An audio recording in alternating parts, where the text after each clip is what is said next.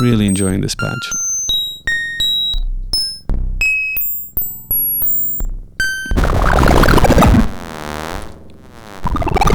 Very crazy space sounds.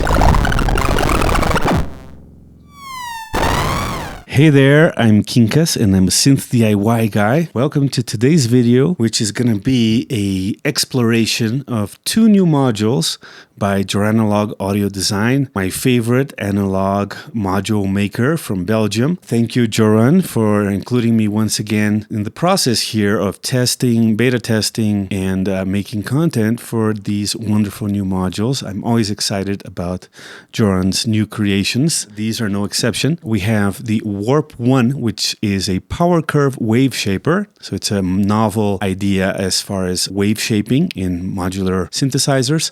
And the other one is the Walk 4, which is a quad Brownian accumulator. I love the names. Joran is so creative with these names. Split phase bucket brigade delay, double scroll chaos oscillator, sequential tracking, quadrature spectral computer. Expecto Patronum! I mean, each module name here is like a science fiction novel title. They're really wonderful. So anyway, I've created a little patch here. Basically, just so you know what's going on, we're going to be able to visualize over here on my Mordax data oscilloscope what's going on with the Warp 1. We're going to start by exploring Warp 1 and seeing what kind of interesting wave shapes it can generate, right? So what I'm doing is I'm using the filter 8 here. It's kind of covered up by all the cables. But the filter 8, I'm using it in audio rate. It's generating sine waves, audible sine waves, right? And I'm sending one of them straight to the green input of the data. So that's, you're seeing, just as reference, you're seeing the original sine wave there. And then I'm sending its opposite to the Warp 1. Why? Just so it doesn't superimpose on the green one. So the red one is like in the middle, in between. So you can really see what's happening with the wave shape there as we start exploring the Warp 1, right? The Warp 1 is taking its sine wave from filter 8 and then it's going into Morph 4 up there. It's just out of sight, but I'm only using it as a VCA really. And I have one of my patch pals here. Remember the patch pals, folks, from years ago? This one is just a three-way switch. So in the middle right now, everything's silent, right? Sending no voltage to the VCA. So it's quiet, it's like a mute. If I put it in one position, it starts taking a clock, right? And that we'll use that later in the patch when we start using the Walk 4 as a kind of random chaotic sequencer. But on the bottom part of the switch here, we're sending a 5-volt signal from select 2 here. That's just opening the VCA so that we can now hear what's going on, right? So the Warp 1 is a power curve wave shaper. We're going to start fiddling with some of its parameters here to see what happens to the sound, right? So this is just a sine wave right now, but as I turn up the exponent parameter, you start hearing how it becomes more and more like a square wave, see? And we go in the opposite direction. It starts emphasizing kind of more of an octave harmonic there. It looks kind of like more like a mountain kind of a shape, right? And it does clip, right?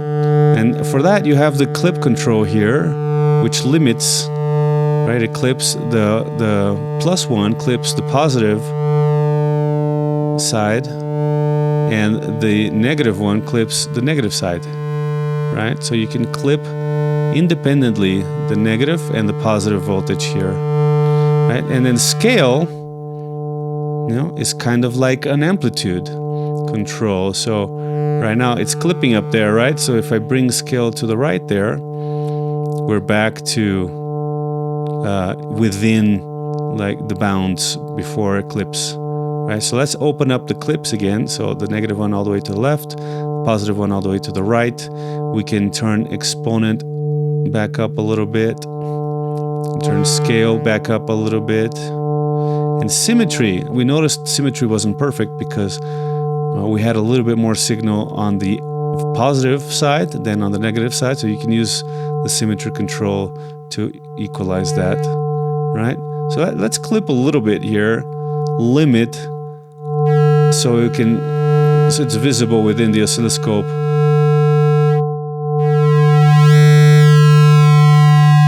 Already that's really cool.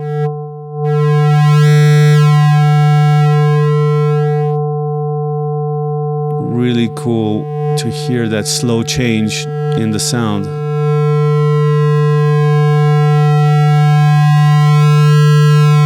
Right? And we have a pitch control here on channel 2 of select 2, controlling the pitch of the oscillator. Change scale again, right, and scale all the way to the right is actually just quiet. And this is all with the direct engaged instead of hyper. Hyper changes the way that, in a way that I'm not quite capable of explaining, folks. So I'm gonna have to let you refer to the manual for certain things here, because I'm not so technically minded. I'm more about listening, right? Let's go back to the exponent here. And now, as we play with symmetry with the exponent to the clockwise position, it becomes more of like a pulse width modulation kind of effect. See? The symmetry. Rather than being a positive and negative control. Right? And now the scale works the other way around. See? It makes it louder when you go to the right and softer when you go to the left. When exponent is to the left, it's the other way around, right? And the symmetry is more about up and down than side to side. So, very cool. Like when we put everybody in the middle, you get that sine wave again, right? And you can clip it, right? And then use the exponent. Now this is all very well and good,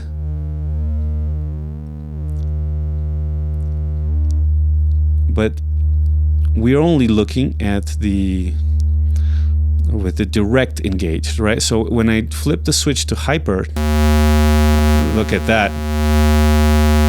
Things get super wild. So let's turn down the volume a little bit. I can do that by using the voltage of the select 2 that's controlling the VCA. Just because it gets too loud and I can't even hear myself speak. Now the controls act differently. They generate a different kind of sound. So let's clip these again to keep it restrained. Now check it out. If I put exponent to the left and use symmetry, again, you're getting kind of an interesting variation on a pulse width modulation kind of a thing, right? Let's bring the scale down. Really interesting. Right, now let's turn exponent to the right and turn up scale a little bit. All right, so that kind of does it for the boring portion of this explanation, because we're going to start sending modulation and kind of making music with this pretty soon, right? By the way, the ABS, what it does is it rectifies it, so it sends the negative to the positive, and that has the effect of sounding like an octave, like a different octave. So let's unclip here. Let's get more volume again, and symmetrize it, and let's create a little bit of a more interesting waveform here. And now when I turn ABS on,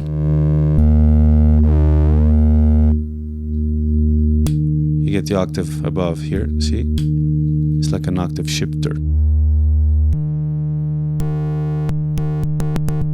So hyper and ABS. Exponent scale, symmetry, and the clippers. Those are all the things that you have available here, right? So now we can start playing around with sending it modulation, right? So for example, I have my Orbit 3 over here, double scroll chaos oscillator, and I have it in low frequency mode. So it's kind of like an LFO, but a chaotic LFO. So we can maybe send that to the exponent parameter here.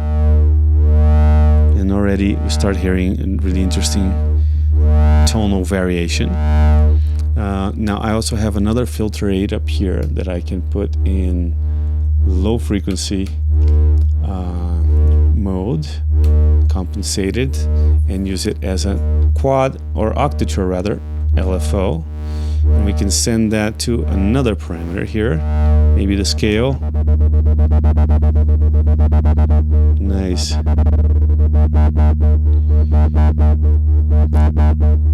Cool.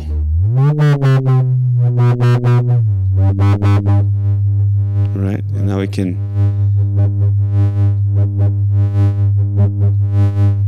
maybe open up the clipping here a little bit, manually offset the exponent.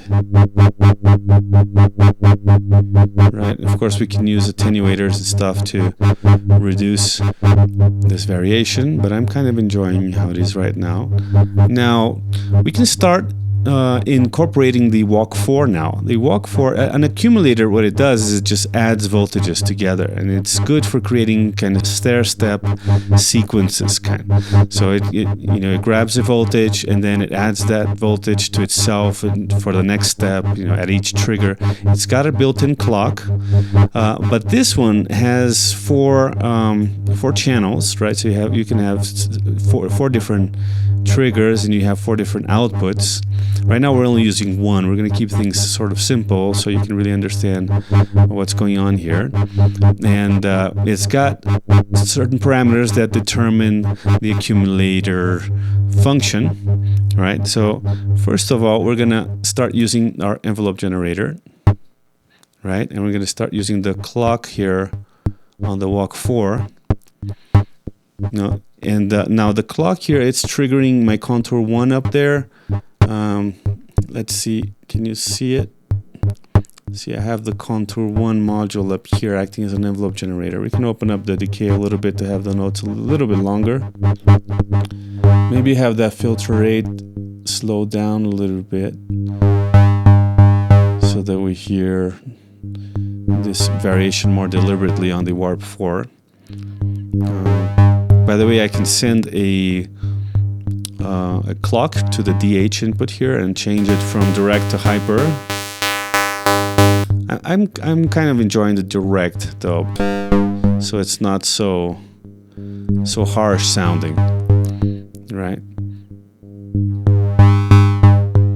We also have different outputs here. We have the polarity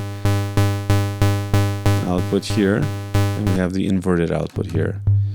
So you can actually play around with the Warp 1 in stereo, right, by using the inverted output.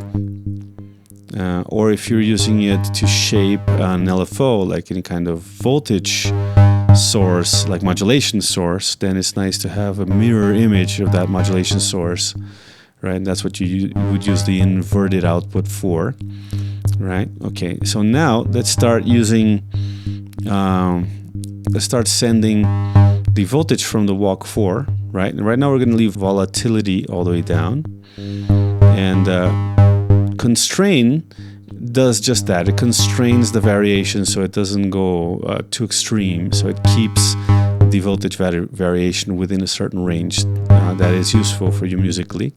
The rate, of course, is the rate of the clock, right? And you can go audio rate as well. This thing can become quite an interesting oscillator and noise source if you use it in audio rate, but for now we're using it as a modulation source. And the trend is how big the steps will be in our step ladder, right? And volatility adds chaotic randomness from the 4 noise sources that are in there. We're going to leave this down for now, and we're going to go ahead and plug our first accumulator output to the volt per octave input on filter 8, which is our oscillator right now.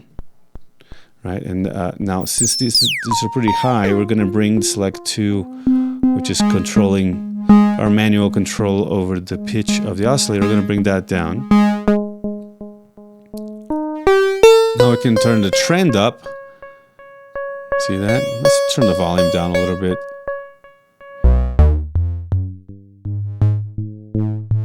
Now when it hits the constraint, it stays up there, right?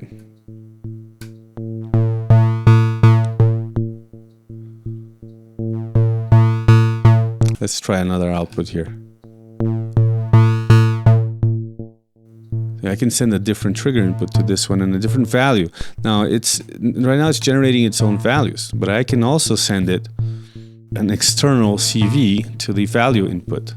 So for example, I can send another output of the filter 8 oscillator here. And now it's acting kind of like a sample and hold, but that accumulates based on the trend and the constraint. I can turn up the constraint here. Right, maybe turn up the pitch, central pitch of our oscillator now.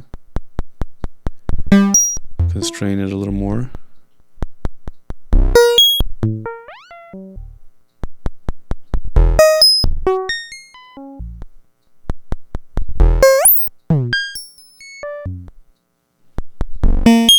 Right.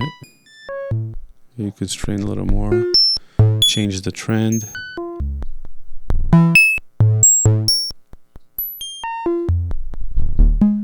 Let's go back to the internal here. And now what we can do is start adding volatility, which adds randomness. And that helps keep things moving, right? Because now, it won't just stay at that high voltage.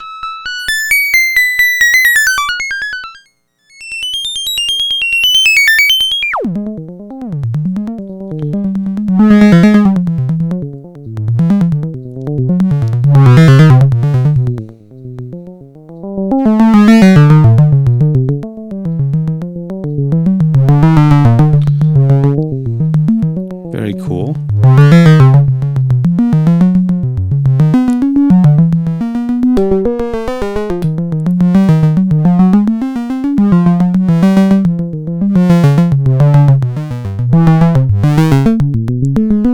Changing the symmetry on warp 1 here does some interesting things as well.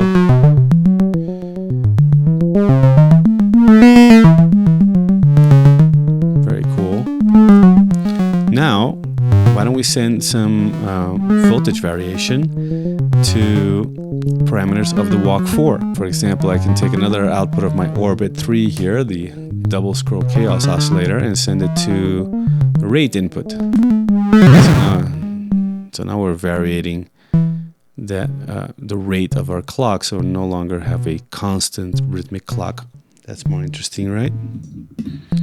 Now that's a little too much variation. Do I have any easy attenuators handy in this system? Since I'm already using, I can use the Mix 3 for that. So let's attenuate that orbit 3 output. I'm gonna send to signal input over there and take an output of the Mix 3. We're just gonna use it as an attenuator right now. I'm gonna send that to the rate. Right, so now we have kind of this drunk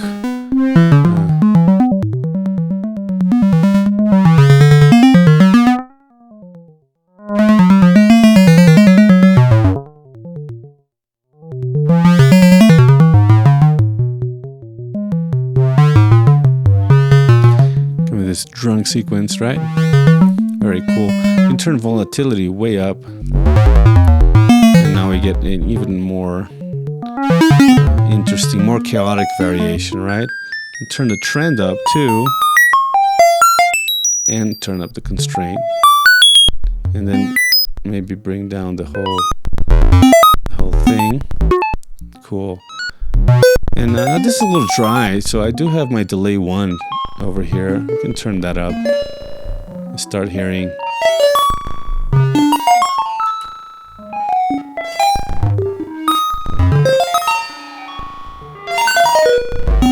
A little more spacious sound, right? Why don't I send the right side of that so we can start hearing things in stereo here.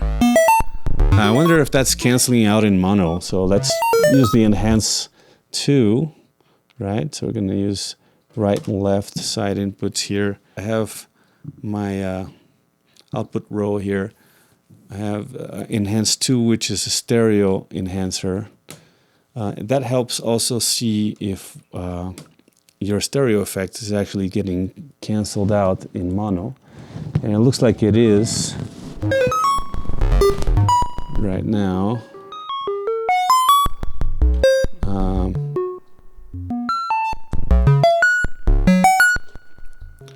So in order to have, you have to have the correlation LEDs. Can't really see them, they're a little far up. But this sounds way more interesting in the stereo, honestly. Can turn the width.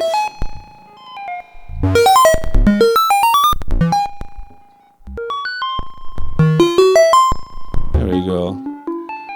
I think things are kind of staying in the positive side there of the enhance 2. So really, walk 4 right now is kind of like a sample and hold random voltage generator on steroids, you know, with a, or like Joran likes to say, with a master's degree. We can start maybe change some more of these parameters. So for example, I can send a sequence from my step 8 into constraint here.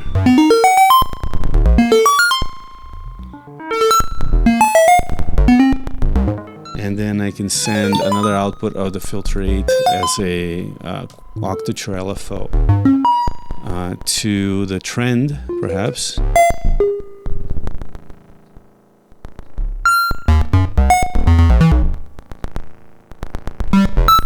Very cool. Let's get more feedback going here on the delay. And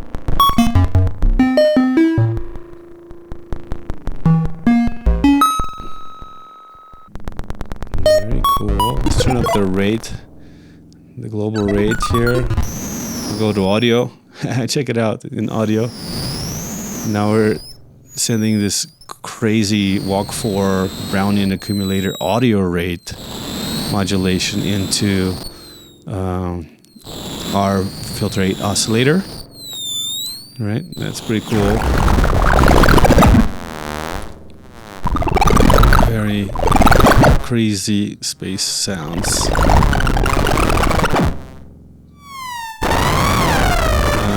Well, let's make it even more crazy. Why don't we send one of the Orbit 3 outputs into the pitch control of the filter 8 that's acting as an LFO. I'll bring the walk 4 back to audio rate here. Back to LFO rate, rather. Maybe bring the select 2, which is controlling the central pitch of filter 8, back up to a little higher. We can use the actual chorus of the filter 8 itself here for that too. Oh, that's really nice. I'm really enjoying how this sounds. I'm afraid we're probably canceling out the mono a lot, but listening through headphones is really quite a treat right now.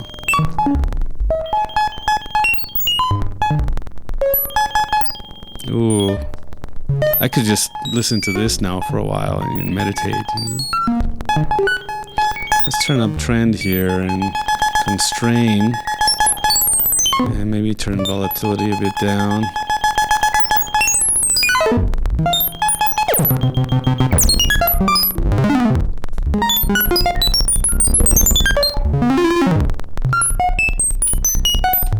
Ooh, this is very nice.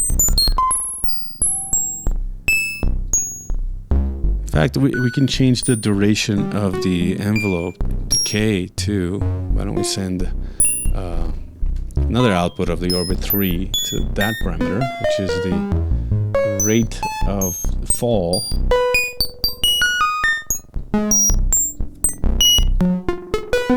Oh, that's lovely.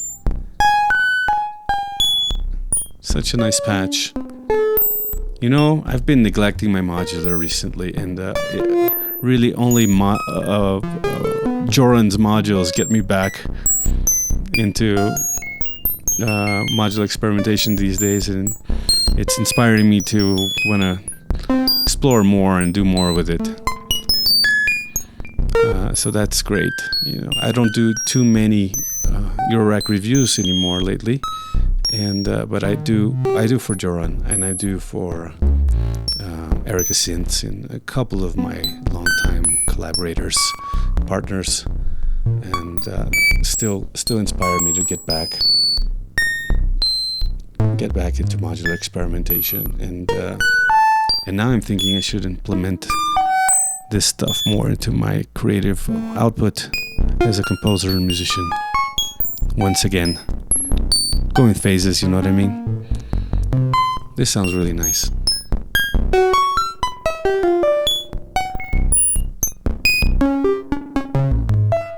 Really enjoying this patch.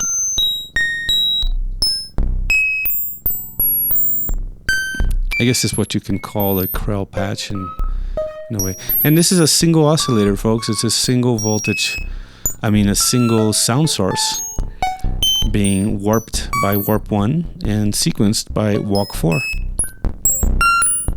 with some, supporting actors here doing modulation, being them orbit 3, generate 3, contour 1 and filter 8 as a quad LFO.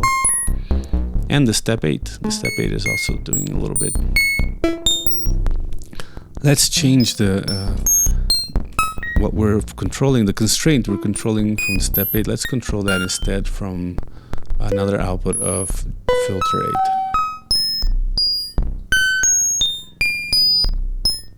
And we can turn up a little bit of that rate variation.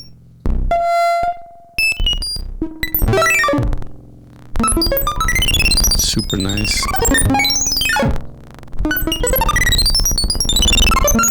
Yeah, we can modulate the blend on the delay too,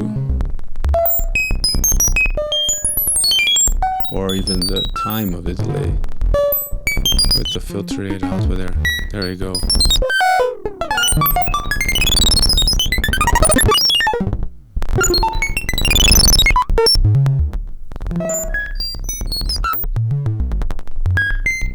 And the blend, why not?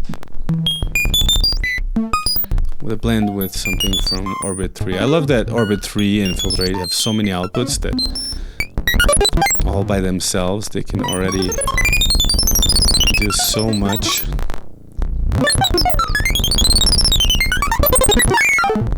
This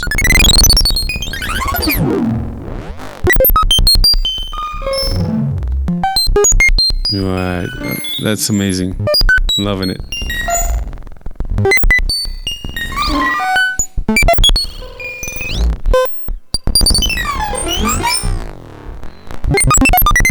Let's get a little panorama of the whole patch here.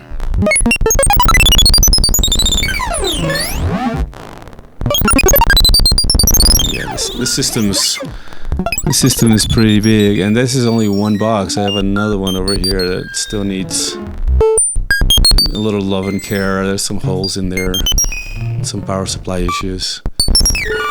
But yeah, the system has grown quite a bit, and it's a lot of fun. So why don't we have a look at the walk 4 as an oscillator, okay? So, and we're gonna pull out everything from the walk 4. And now we're gonna send it one of the outputs, one of the walk 4 outputs. We're gonna put it now in audio rate, and we're gonna send that straight to the delay here. Right, so now this is like an oscillator, but it's got, trend and volatility and constraint going. So if I turn, I think, constrain and trend all the way down, and put the rate up and volatility up, you get this noise, right? And now the modulation you're hearing is still modulation that's going into the delay 1 module. Now let's make it mono again. Yeah, we're gonna make this mono, so we're not risking losing sound. Right? I'm gonna take the modulation out of the delay. Just let it. In fact, we're gonna take the delay out altogether and just listen to the Walk 4 as a sound source. Just manually, you know, just playing around with it manually. So this is the rate. I'm changing the rate right now.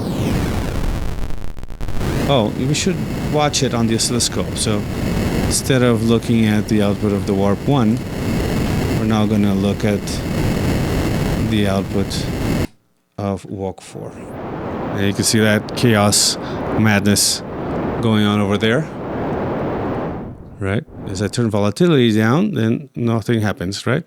Now, if I turn constrain again up, then it's more like just a regular oscillator, right?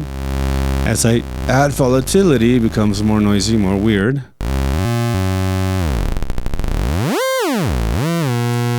But it's actually pretty cool. Let's send it some modulation sources to constrain, maybe. Right, cool. And to trend, and we'll send the sequencer perhaps, or one of the orbit 3 outputs, another of the orbit 3 outputs. We'll send it to the rate. Right, so now let's add volatility to that. Crazy stuff. Now let's bring some delay back.